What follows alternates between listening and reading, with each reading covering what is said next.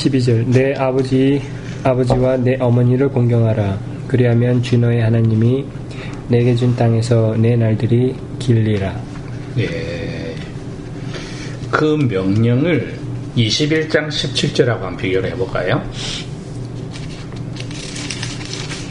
21장 17절 자기 아버지나 어머니를 저주하는 자는 반드시 죽을지니라. 예. 죽임을 당한다를 강조를 2번을 했습니다. 그 원어에 가면은 put to death, yes, death. 그렇게 죽임, 반드시 죽여야 한다. 그러니 이 명령에 거역했을 때 그 페널티가 그죠? 이 계약, 우리가 말했던 대로 이게 언약의 문서라고 그랬지 않습니까? 10가지 말씀 10계명의 언약의 문서에는 주인 되시는, 왕이 되시는 이 여호와께서 신하들인 언약 백성들에게 페널티를 결국은 이스라엘이라는 나라에 한해서는 준 것이 사형이었습니다. 이 말씀에 어긋날 때는 사형이었습니다. 저번하고 마찬가지로 이번에도 저희들이 오피스에 대해서 조금 더 생각을 해야 합니다. 그래서 제가 영어로 그렇게 써놨어요. 제5계명에 내 부모를 공경하라. 이거는 10계명에서 1부와 2부를 나눌 때 2부가 이웃과의 관계에서 제일 가까운 이웃이 아내와 남편이고 그 다음에 부모님이고 그 다음 아들, 딸이 되는데 제일 가까운 이웃 중에 하나인 부모님에 대해서 아들, 딸들이 가지는 태도인데 이게 오피스다. 부모님이란 자리도 오피스다. 직분이다. 이건 스페셜 콜링이지요. 왜? 특별한 소명입니다. 많은 결혼한 부부들이 이 자리에 가지 못하기도 하니까 이 자리에 왔다 말은 하나님이 주신 특별한 부르심의 오피스를 가지고 직분을 가져야만 됩니다. 왜? 아들이나 딸을 혹은 아들, 딸들을 선물로 주셔야만 부르시는 자리이기 때문에. 예. 그러니 이제 거기서 태어난 아들, 딸들도 소명을 고아가 아닌 이상 소명을 받았습니다. 아들이라는 직분을, 딸이라는 직분을 받았으니까 저희들이 이렇게 되면요, 여러분 뭐가 성립이 되냐 하면은 항상 삼각관계가 됩니다.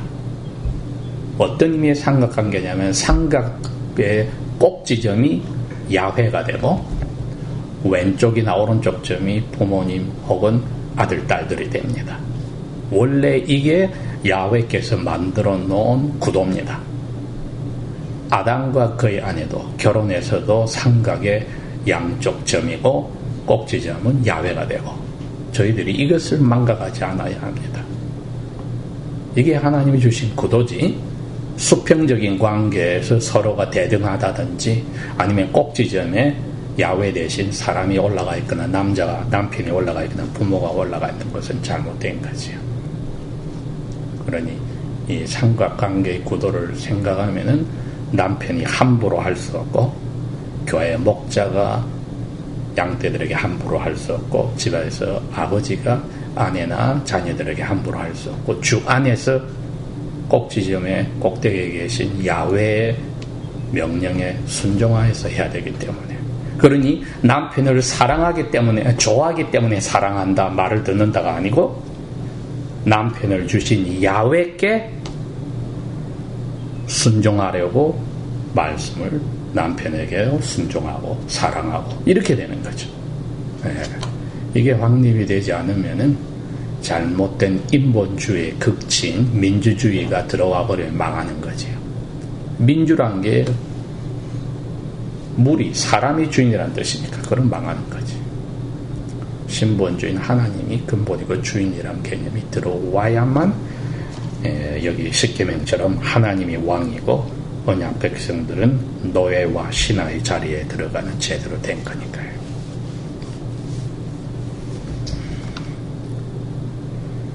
그래서 이제 그 오피스를 존경해야 된다. 하나님이 주신 어머니나 아버지의 자리를 존경을 해야 한다. 그래서 그 자리를 주신 하나님에 대한 존경, 순종이 절대적이고 거기에 따라서 그분의 말씀을 순종하려니까 말씀 중에 하나인 부모님의 존중하라 했으니 존중하는 거다. 이렇게 돼야지 내 부모니까 무조건 본능적으로 존중하고 사랑한다 하는 것은 인간관계에서 말하는 삼강오륜이 나오는 공자 이야기이지 성경하고는 일치가 되지 않습니다. 왜? 그건 삼각관계 아니니까. 그건 일직선의 관계이고 수평관계 둘 중에 하나지. 1-1 본음이나 상전, 사회에서의 자기보다 윗자리에 있는 그 권세자나 더 크게 나가서 국가는 모두 하나님께서 허락하신 자리다. 직분이다. 그러니 이 나라를 없애버리면은 다른 나라가 이 나라를 없애버리는 권리가 있습니까? 없습니까? 없지요. 왜? 액체에서 사도행전에서 분명히 그랬거든요. 사도 바울이 아테네 시민들에게 하나님이 한 사람으로 핏줄을 해서 전 세계 가족을 만들어 놓고 말로서 흩어놓고 나라의 경계선을 정해서 나라를 주셨다 했기 때문에 이것을 헛들어버리는 한 나라가 한 나라를 헛들어버려서 하나님이 주신 그 나라 고유의 자리를 헛들어버리는 것은 죄악입니다. 그러니까 잃어버린 나라가 독립하려고 전쟁하는 것은 이거는 정당방위입니다. 하나님의 명령에 순종하는 입장이에요. 우리 일제치하에서 이것을 성경적으로 꿰뚫어보고 했더라면 아름다운 결실이 있었을 거예요. 목자들이 이걸 제대로 받들으면 신사참배를 할 수가 없지요. 네, 있을 수 없는 일들을 한 게 성경적으로 나라에 관한 관점이 잘못되어 있고, 그래서 내가 도산 안창호는 존경해도 김구를 내가 존경 못합니다. 김구는 나라가, 이 사람 민족주의자라 국수주의자, 나라가 첫째지 하나님의 첫째가 아니었기 때문에 이 사람의 그 종교관을 보면 한국에 있던 종교를 다 섭렵을 했어요. 왜? 나라를 구하기 위해서 종교를 택한 사람이에요. 안창호는 종교 때문에 나라를 택한 사람이고, 그러니 믿지 않는 사람들은 김구를 더 존중하지만은 그리스도인들은 당연히 안창호입니다. 왜? 주종이 뒤바뀌어서 있고, 그래 불교도 심취하고 원불교도 들어가보고 기독교도 스쳐가보고, 왜? 나라 때문에. 그게 김구의 입장이지만은 안창호는 아니지요. 야훼께서 주신 이 올바른 각 민족과 국민이 살 권리가 있는 게 침해당했으니까 회복해야 되겠다. 그렇기 때문에 입장이 달랐지요. 접근도 달랐고. 그리스도인이란 죄인인데 그리스도의 영이 오셔서 그리스도인이라는 특별한 소명을 받았어요. 그러니 그것도 오피스입니다. 직분, 소명을, 콜링을 이행할 때에 주신 왕이신 주님께 하듯 공경하는 마음으로 마음에서 우러난, 이거는 맹종이 아닙니다. 블라인드 오비디언스가 아니에요. 눈 감고 무조건 따르는 게 아니고, 위에 직분자들이 주 안에서 직분을 수행하는지를 먼저 주님의 뜻에 따라 비춰보고 순종해야 합니다. 무조건 순종이 아니라. 그래서 제가 이제 나눠놓은 게 있습니다. 공경이란 말과 순종이란 말은 뜻이 다른가? 다릅니다. 같지 않아요. 1-2에는 공경이란 말을 써놨고 3에는 순종이란 말을 쓴 이유가 그겁니다. 오비디언스, 순종과 공경은 병행하지 않아요. 공경은 무조건 해야 합니다. 무조건 언어하고 대접을 해주나 그 말에 따를 필요가 없는 게 분명히 있어요. 주 안에서. 그래서 순종은 가려서 해야 합니다. 그렇기 때문에 순종과 공경은 다릅니다. 무조건 순종하라면 이 세상에 독립전쟁 하나도 못하지요. 그치요? 안 그래? 그게 바로 남부 장로교들이 흑인들에게 너희들은 주인의 말에 순종하라고 써먹은 잘못된 기절이었어요.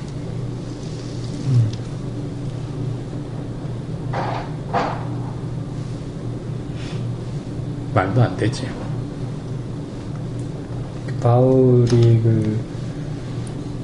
바울이었나요?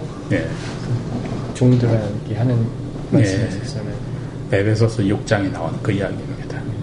그 말을 남부 그렇죠. 남부 장로교가 글을 썼죠. 그래서 미국의 보수 장로교단이 남장로교와 북장로교가 있었는데 한국에 들어온 그 남장로교, 북장로교가 들어왔어요. 둘 다 보수입니다. 그러나 근본적으로 여기서 차이가 있었어요. 예, 그러니 한국의 장로교가 지금 보수 장로교가 두 개가 고신 측하고 합동 측이 있는데 합동 측이 바로 남장로교도 오케이 하고 받아들인 팀이에요. 고신은 노 남장로교는 성경적으로 이러한 과오를 가지고 있는데도 이것을 정리하지 않는다 했기 때문에 북장로교만 고신하고 끝까지 남아서 결국은 신학교 두 개가 나뉜 동기가 그겁니다. 그러면 그걸 어떻게 이해를 하니까 노예제도가 있었잖아요 옛날에. 예. 그리고 사도 바울도 종으로서 일을 계속 하게 했잖아요. 예. 주님에게 하듯이 하게 했죠. 그거는 위의 사람들이 공경을 그대로 나타내는 것은 무조건 해야 되는 거고, 명령이 주님의 뜻에 따르지 않으면은 불순종하는 것이 주님께 순종하는 거였어요. 사도 바울은 그 이야기는 분명히 나눠놨어요. 예, 모든 권세가 주께로도 오지 않은 게 없다. 그러나 그 권세가 그리스도인들이 평화롭게 주님을 섬기는 일에 지장되면은 아니죠. 그건 아니죠. 이제 그거는 일반적인 이야기고, 지금 질문의 오요지는 그거지요. 노예제도 자체가 비성경적인데 사도 바울은 그것을 인정한 것처럼 보이지 않느냐, 그거 아니에요. 그런데 더 넓게 보라고요. 지금 예배당 안에 앞줄에 지금 앉은 사람들이 집에서는 주인이고 그 옆에 앉은 사람들은 와이프와 애들이고 그 다음 노예들이 앉았다고 했는데, 그 앞에서 모든 것은 하나님에게서 왔다. 주인 너는 노예를 형제자매 대답해야 된다. 이것도 획기적인 이야기입니다.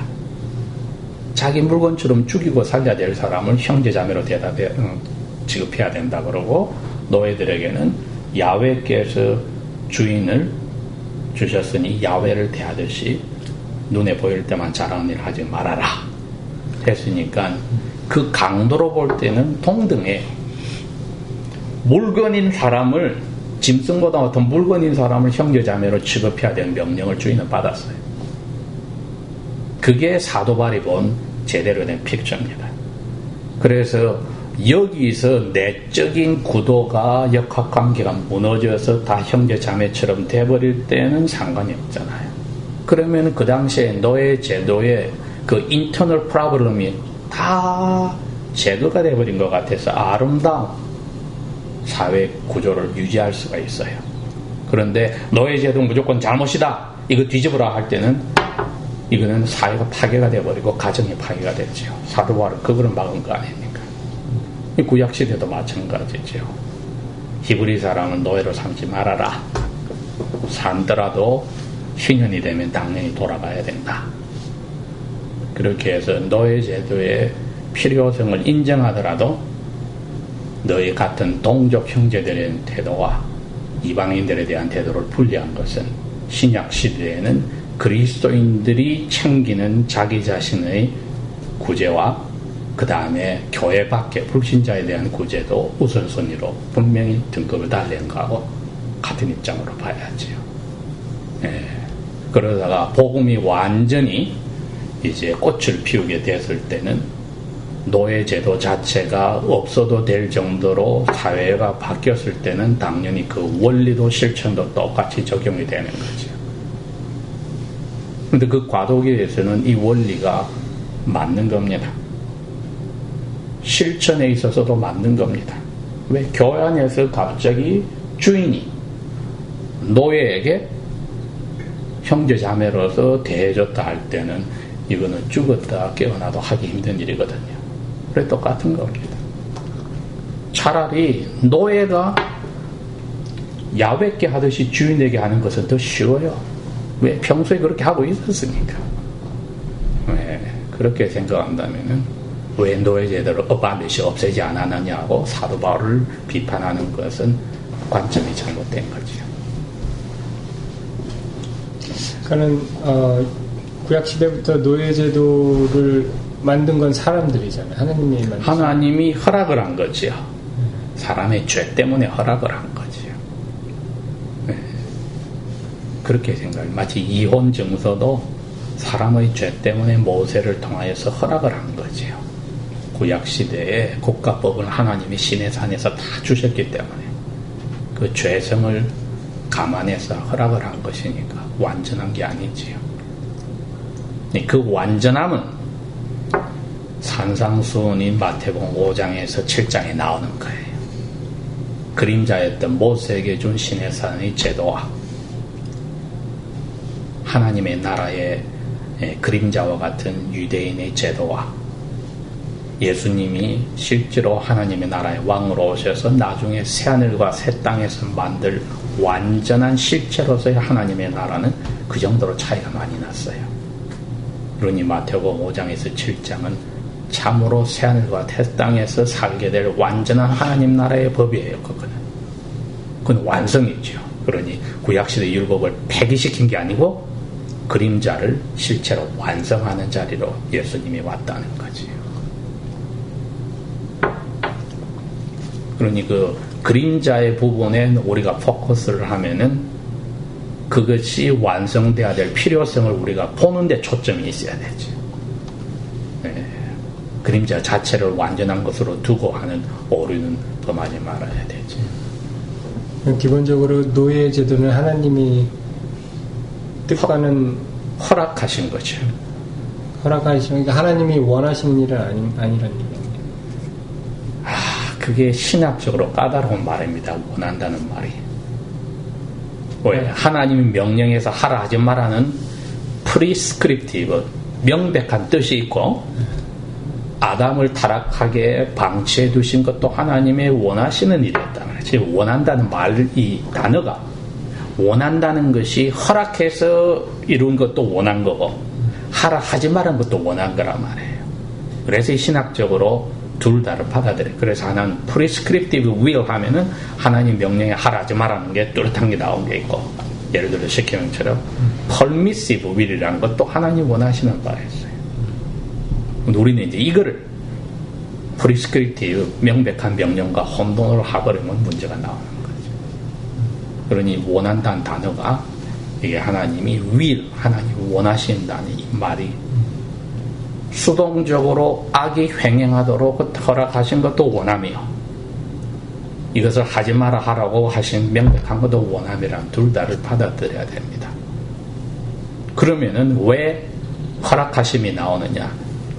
하나님의 구원의 계획 속에 죄짓기 전부터 이 세상 마지막까지의 시간의 흐름 속과 공간 속에서는 이러한 허락하시는 일들이 있다는 거죠. 이것도 크게 원한다는 하나님의 계획 속에 들어있는 겁니다. 그러니 노예 제도가 그 중에 하나란 거죠. 예, 이혼 증서를 주는 것도 그 중에 하나란 거죠. 그러면 진정한 새하늘과 새 땅에 가서는 그 자체가 없어져요. 왜?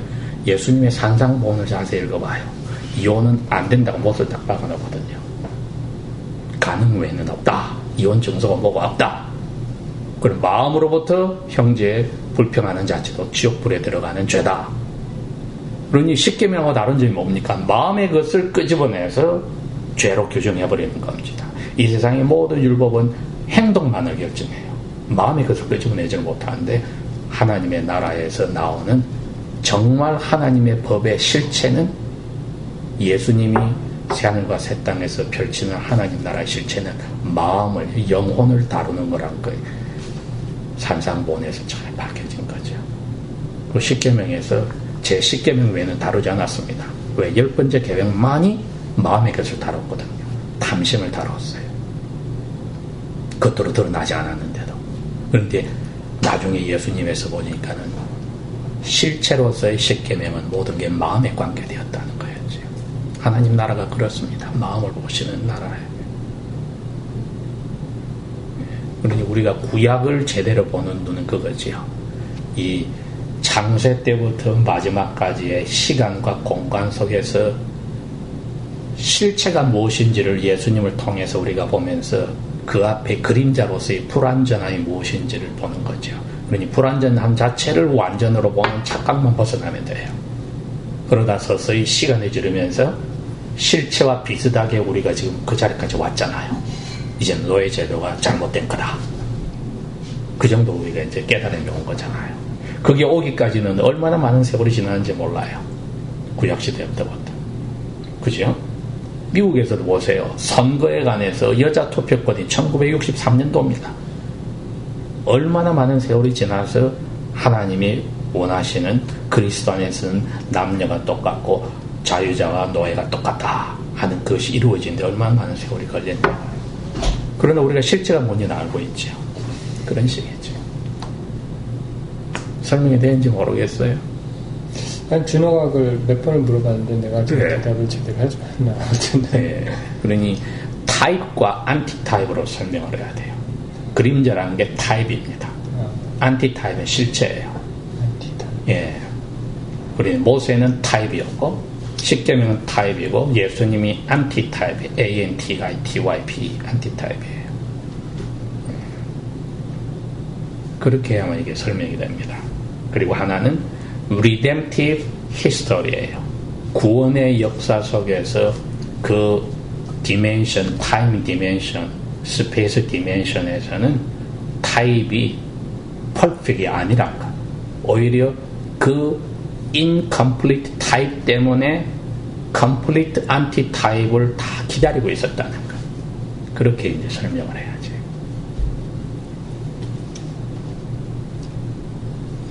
굳이 준호가 만약에 노예가 성경적이냐 아니냐 하면 그거를 성경적이다 아니다라고는 연설을 못하겠네요. 그렇죠. 구약 성경에서 그 당시에 리뎀티브 히스토리의 그 시간에 그 공간에서는 하나님이 permitted due to sinful nature 이렇게 이제 설명을 해줘야죠.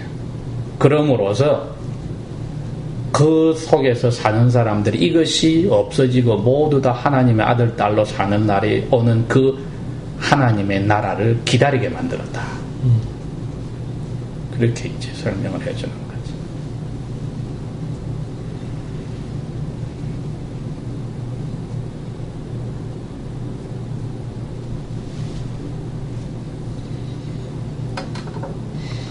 그러니 하나님의 original goodwill, kingdom of God without slavery 이렇게 되는 거죠. temporarily permitted.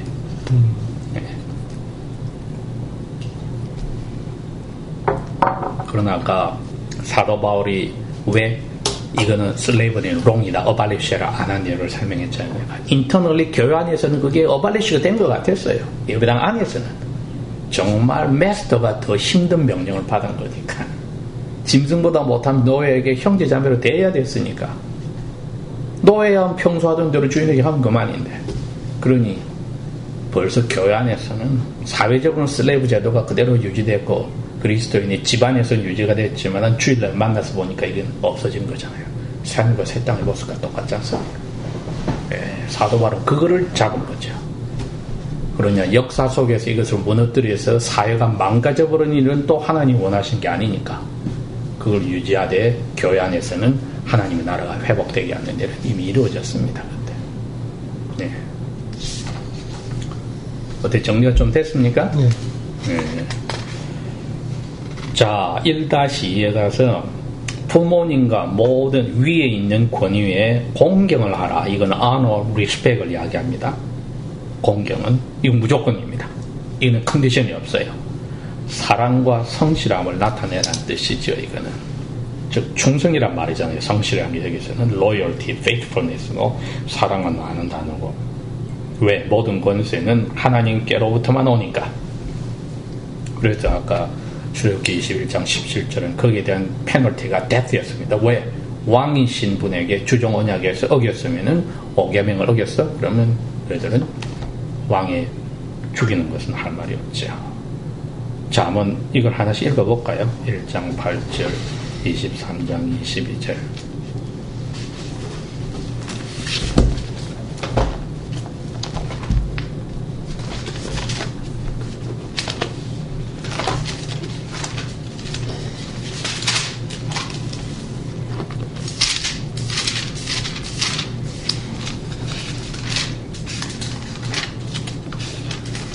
잠언 1장 8절.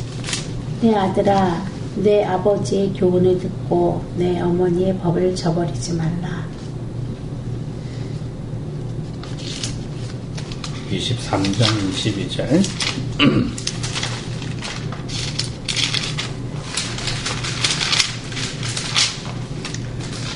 13장 22절. 너를 낳은 내 아버지에게 귀를 기울여 듣고 내 어머니가 늙어도 멸시하지 말라. 예, 이 무조건적인 권위에 대한 공경입니다. 왜? 이건 오피스잖아요, 그죠? 그 오피스를 주신 야훼가 명령하신 거니까 그 오피스를 존중하는 거예요. 거기 앉으신 펄슨이 자격 미달이라도, 여기서는 올드란 것은 일종의 자격 미달이잖아요. 나이가 드셔서 모든 게 재능적으로나 모든 게 저하가 됐더라도 오피스에 대해서는 공경과 의무를 다해야 되니까. 로마서 13장 1절도 그 맥락에 좀 더 넓게 나가서 이야기가 나온 거죠.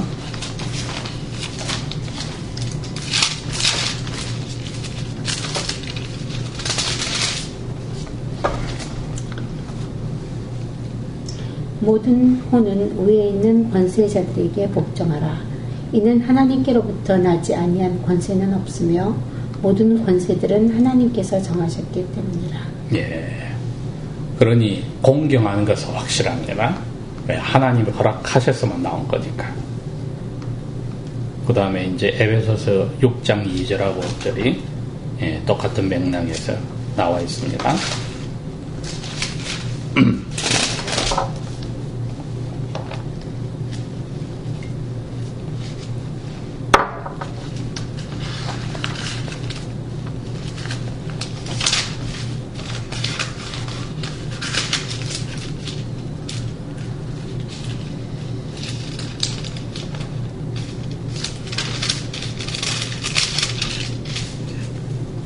에베소서 6장 2절. 너희 아버지와 어머니를 공경하라.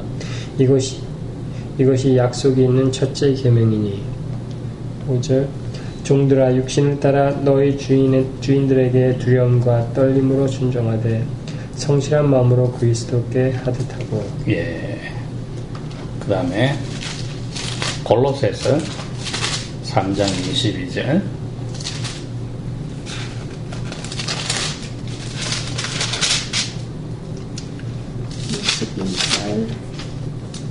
종들아, 육체에 따라 너희 주인들에게 모든 일에 순종하라. 사람들을 기쁘게 하는 자같이 눈가림으로 하지 말고 오직 하나님을 두려워하여 성실한 마음으로 하라. 예, 여기서는 순종이라는 단어가 나왔습니다. 그죠? 자, 이제 이 순종이라는 단어가 그 다음으로 1-3으로 넘어갑니다. 이분들의 좋은 가르침과 징계에는 합당한 순종을 한다. 자, 그렇게 말이 보충이 돼야만 이게 이해가 됩니다. 그래서 무조건적인 독재에 대해서 순종하라는 의미는 없지요. 예, 공경은 하되 하나님의 뜻에 어긋날 때는 맹종이 아니라 불순종이 하나님께 순종하는 겁니다. 왜? 권세를 주신 하나님의 뜻을 먼저 비춰야 되니까. 당연하죠. 예.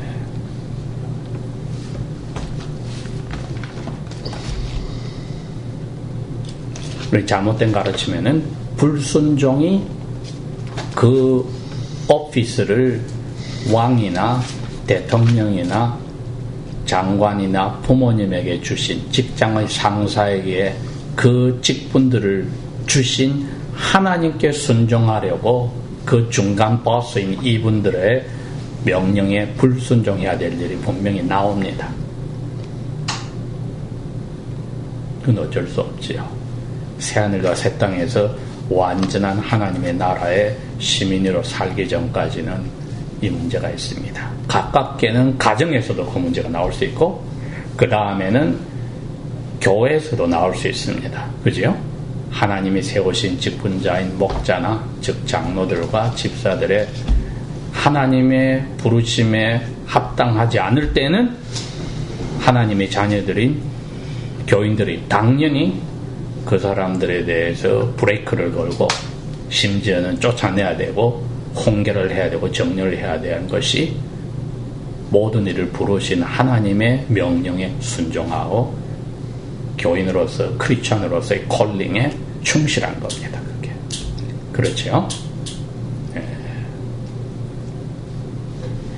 그러면 남편이 그렇다고 해서 아내가 하나님의 뜻에 충실한다고 이혼을 할 수 있습니까? 없죠. 왜? 하나님의 명령에는 이혼하라는 명령이 없으니까. 불순종을 할지언정 이혼은 못하지요. 그렇게 된 거죠. 그러면서도 공경은 해야 되거든요. 이 언어는, 러브와 언어는 빠져서는 안 됩니다. 이거는 조건이 없어요. 무조건이에요. 상대가 자격이 없더라도 해야 됩니다. 이게 제일 어려운 게 이 젊은 처자들이 자기가 모둠에서 뛰어나고 영적으로 뛰어나다고 할 때 그보다 못한 남자를 만났을 때 오는 문제입니다. 특별히 결혼해서. 도저히 영적으로 내가 존경할 수 없는 이 사람을 내가 존경해야 돼. 해야 돼요. 명령이에요. 순종해야 되냐? No. 그건 달라요. 그러나 사랑하고 존경하는 것은 확실히 가지고 있어야 합니다.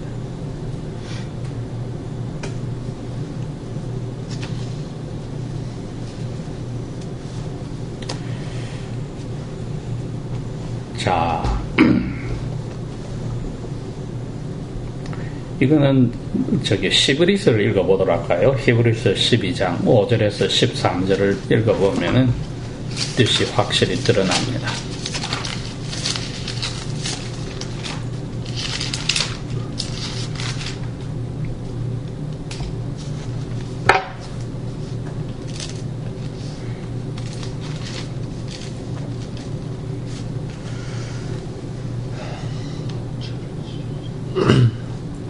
또한 너희는 자녀들에게 하듯 너희에게 말씀하시는 권면을 잊었도다. 곧 내 아들아 너는 주님의 징계를 경시하지 말고 책망을 받을 때에 낙심하지 말라. 이는 주님께서 자신이 사랑하시는 자를 징계하시며 자신이 받으시는 아들마다 채찍질 하시기 때문이니라 하신 것이라.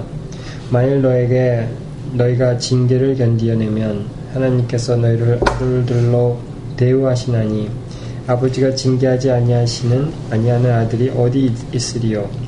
그러나 징계는 누구나 받는 것이거늘 너희가 징계를 받지 아니한다면 너희는 사생자들이요 친아들이 아니니라.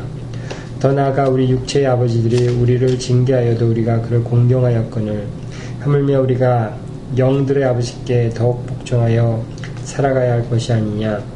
이는 그들은 진실로 잠시 동안 자기들의 뜻대로 우리를 징계하였지만 하나님께서는 우리의 유익을 위하여 우리로 하여금 그분의 거룩하심에 참여하는 자들이 되게 하시기 때문이라.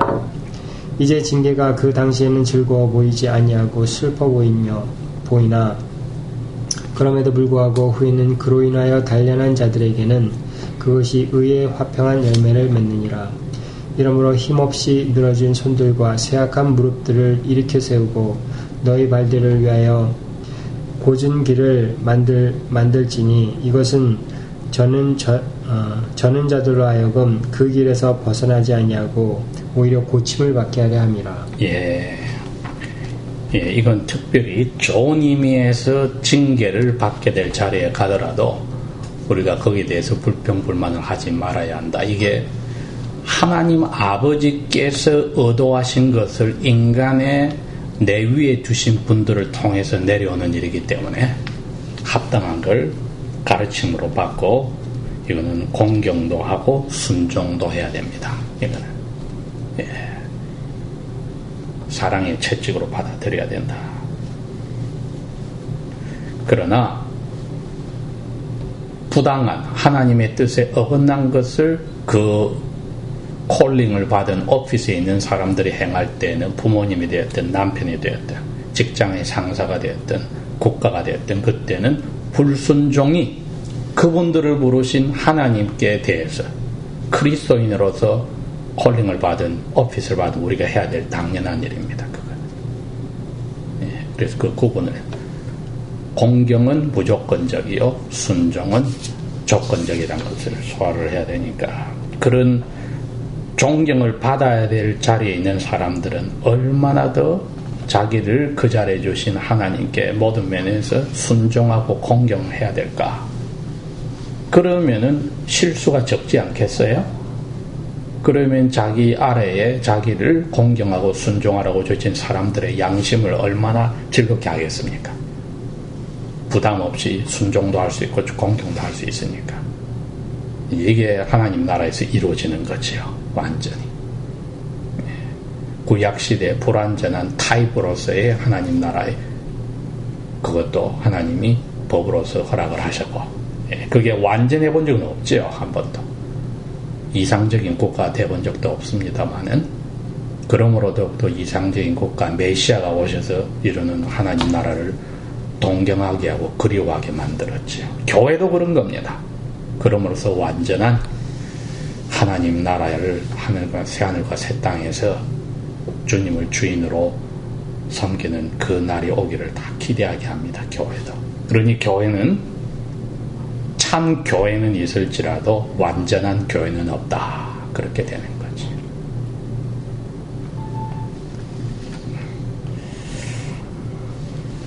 그 다음 1-4는 당연히 그 내 위에 공경하라고 주신 그분들의 자리에 있는 분들의 펄슨 사람의 약점과 부족함을 우리가 인내를 해야 한다. 나라로 치면은 잘못된 법들이겠죠. 그죠? 법들이 부당한 법들이 있을 때도 우리가 견디고 인내를 해야지 그것을 무조건 따져보지도 않고 내 마음대로 해버리는 불상사가 나와서 안 됩니다. 그러니 인내하면서 이 법을 고치려고 그죠? 악법을 고치려고 노력도 해보고 근데 그 법이 나에게 와서 하나님의 뜻과 어긋날 때는 내가 불순종해야 될 때 불순종하고 그렇게 함으로써 마치 노예 제도가 시간을 흐르면서 정신이 꽃을 피워서 제도 자체가 없어지듯이 직장 상사의 부당한 태도가 이게 하나님의 뜻에 어긋나서 내가 불순종해야 될지 아니 참고 견뎌서 이것을 고칠 동안 노력을 해야 될지 이러한 지혜도 용기도 오래 참음도 우리가 기도하면서 잘 따져봐야 됩니다. 이게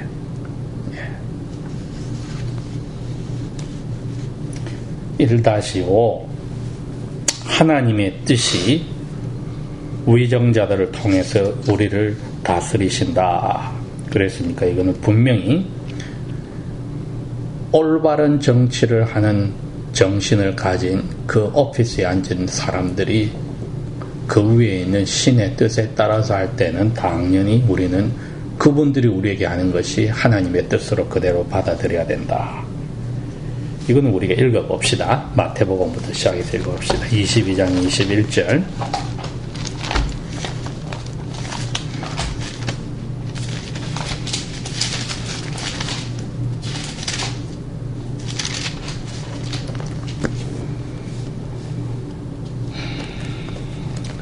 그들이 주님께 말하기를 카이사르의 것이니이다 하며 주님께서 그들에게 말씀하시기를 그러므로 카이사르의 것들은 카이사르에게 돌려주고 하나님의 것들은 하나님께 돌려드리라 하시니 이 이유는 오늘날 21세기의 우리들이나 20세기의 우리들이 우리 입장으로 시즈가 한 게 그걸 가지고 십자가를 만들고 본인들 월급을 줘서 결국 예수님도 그렇게 해서 죽는데 이 악한 일에 우리가 동참을 해야 되느냐 말할 수 있지 않겠어요? 우리가 세금을 냈기 때문에 그런 일이 이루어졌다. 이처럼 교묘하게 파고든다 말입니다. 예수님이 사회 질서에 대해서는 이 그대로 지켜야 돼. 위에 있는 권세가 로마 황제도 하나님이 주신 자리야. 그 황제가 잘못 썼을 때 나중에 인내하고 견디다가 하나님 뜻을 이루는데 어긋날 때 불순종하지만은 지금 그 입장이 아니거든요. 이거는 사회 제도의 안정을, 하나님의 자녀들의 평화를 가지고 하나님을 예배하는데 문제가 없는 거기가 선이거든요. 그러니 이거는 그리스도에 대한 박해가 없을 때입니다. 없어요. 그럼 당연히 세금 제도에 우리가 따라야지요. 오늘날 그리스도인도 마찬가지예요. 그러니 평화주의 자유주의자들이 무기를 사들이고 군인들을 키우고 하니까 우리는 국방부에 그렇게 투자하는 미국 법을 안 내도 법에 따라서 세금을 안 내도 된다고 탈세하면은 그건 잘못된 생각이죠. 왜? 하나님의 자녀들이 평화롭게 조용히 하나님을 예배하는 데 지장이 되는 일은 없거든요. 국가의 경계가 거기 있었으니까. 물론 선한 사람을 상주고 악한 자를 벌내리는 일도 당연히 들어가지만 교회 관계에서는 그렇게 성경의 못을 박아놨으니까요. 그게 이제 로마서입니다. 13장 2절하고 4절 두 개를 읽어봅시다.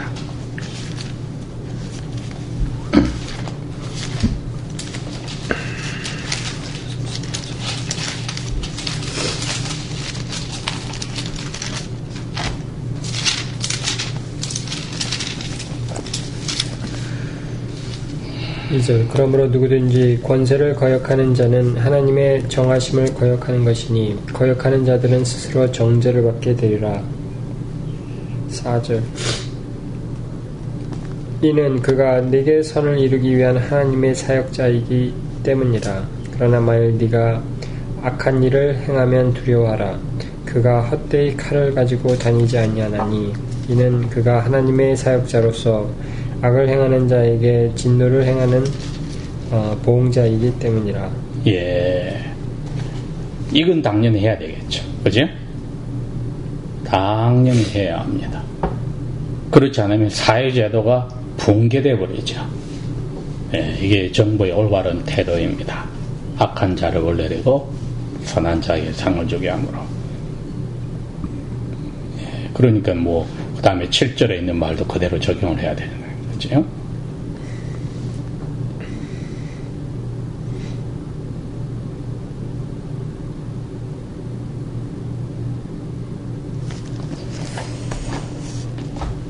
자, 에베소서 골로새도 똑같은 입장이니까 이거는 찾지 않아도 됩니다. 이건 똑같은 입장으로 하나님에게 하듯이 해야 된다. 그러나 여기에는 우리가 아까 말했듯이 순종은 선별적이고 조건적이다. 그죠? 그러나 이 순종 대신에 무조건 공경하고 사랑하는 마음으로 honor, 그것을 존중하는 것을 우리가 한다. 그렇게 해서 제일 위에 꼭대기가 누군지를 우리가 올바로 알고 있으면 이런 실수를 거의 다 막을 수 있겠지요. 그 다음에 이제 마지막 2번이 그냥 이제 상으로 주신 게 그리하면 너의 하나님 나 여호와가 내게 준 땅에서, 이거는 약속한 가나안 땅이죠. 내 생명이 길리라. 생명이 길기만 하면 뭐합니까? 자손들의 문제가 많고 자기가 몸이 아프고 정신적인 고통이 있다면 이거는 복이 아니지요. 그죠? 이건 자손들이 있다면 자손들이 다 잘 되고 자기들은 생명도 오래가고 있는 동안에 정신적으로나 육체적으로도 모든 것이 형통하게 되었다는 복이 인간사회에서 주신 명령에 약속이 있는 첫 번째 계명이 되었습니다. 그죠? 일반적인 복을 약속으로 하셔서 그 복으로 주신 상으로 반드시 장수가 복으로 오는 것은 아니나 일반적으로 원리로는 그렇다. 그러니 아주 효도를 많이 하는 순교자들도 있었으니까 예외로서 그런 일들이 있으나 일반적으로는 주님의 뜻에 순종하여서 하는 효도에는 또 나라에 대한 충성이나 직장에서의 그 직분에 충성을 하는 이 모든 일은 가정에서 남편에게 순종이 아니라 공경하고 사랑하는 이 모든 일들에는 제일 중요한 이 세상에서 사는 동안의 일반적인 복을 약속을 하셨다.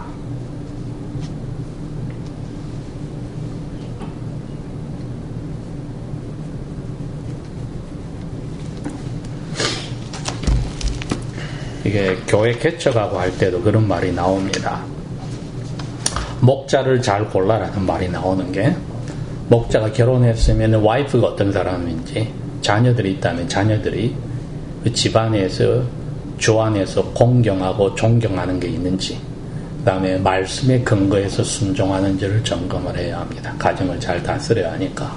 두 번째는 목자로서 이 사람의 자질이 목자가 되기 전에 혹은 부목자로서 자기 위에 있는 하나님이 주신 콜링을 받은 그 오피스들에게, 집사님이나 장로님들에게도 자기가 젊어서 트레이닝을 받을 때 순종하고 공경하는 것도 있었느냐, 아니면 불의를 보았을 때 조건복으로 이는 불순종한 게 있었느냐, 또 오래 참으면서 인내하면서도 고치려고 하는 노력이 있었느냐를 봐야지.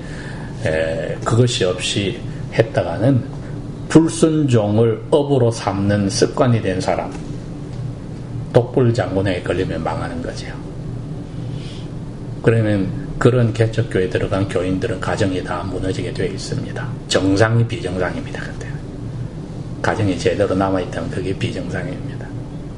그렇게 되는 거죠. 왜? 영적인 관계가 지금 망가졌는데, 그 목자 자신은 망가진 줄 알았는데, 하나님이 그 가운데서도 자기의 택한 자를 다 부르시겠지만 그 도구로 사용된 사람들은 다 망가져요. 가룟 유다처럼. 얼마든지 그렇게 될 수 있습니다. 그걸 봐야 합니다. 오늘은 여기까지입니다.